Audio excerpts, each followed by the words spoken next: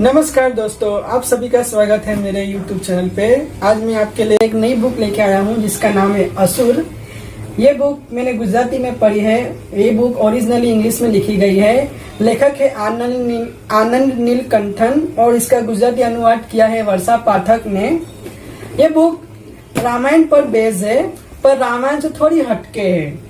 ये बुक रामायण नहीं बल्कि रामायण है। ये बुक रावण की कथा है। राम की कथा तो आप सभी ने बहुत सुनी होगी, पर इस बुक में आपको रावण की कथा सुनने मिलेगी। तो एक बात मैं बता दूं कि ये कहानी माइथोलॉजिकली फिक्शन बुक है, जो कि थोड़े से माइथोलॉजिकल, और लेखक ने इसमें कुछ काल्पनिक पात्र और कुछ काल्पनिक घटनाएं उमेरी है। तो ये बुक पढ़ने से पहले आप हमेशा ये ध्यान में रखें कि ये बुक काल्पनिक बुक है।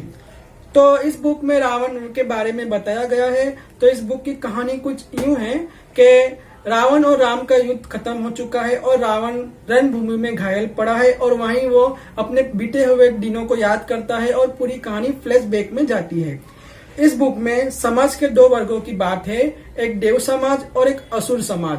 जैसे कि हम सब जानते हैं हमारे समाज में भी दो वर्ग है, एक उपला वर्ग और एक निचला वर्ग। जो उपला वर्ग है वो निचले वर्ग को कभी भी सम्मान की नजर से नहीं देखता, उसे हमेशा धुटकारता है।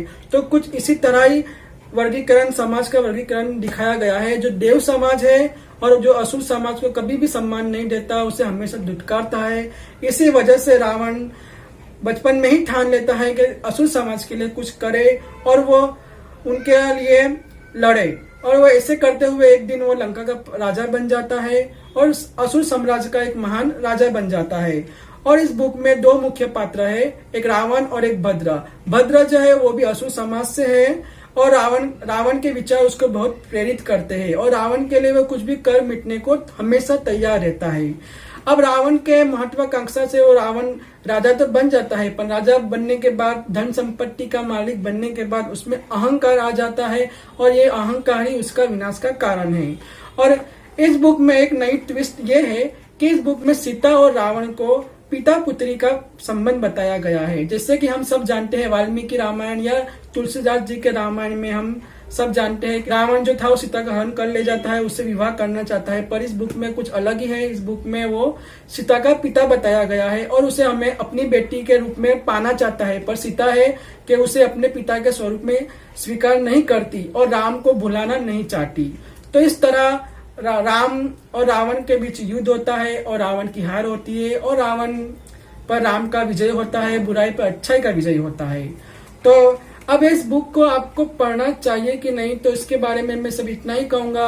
अगर आप कुछ ज्यादा ही धार्मिक वृत्ति के हैं, धार्मिक भावना वाले हैं, तो इस बुक को आप ना पढ़े, क्योंकि इस बुक में कुछ बहुत सी ऐसी बातें हैं जो आपको हताश और निराश कर सकती है। बाकी जैसे मैंने पहले बताया, ये माइथोलॉजिकल फिक्शन बुक है। अगर आप कोई फिक्शन नोवेल पढ़ना चाहते हैं, आपको माइथोलॉजी में इंटरेस्ट है, तो ये बुक आपके लिए जरूर अच्छी साबित होगी। बस आज के लिए इतना ही, फिर मिलेंगे नए वीडियो में। तब तक के लिए अपना ख्याल रखिए, अपनों का ख्याल रखिए।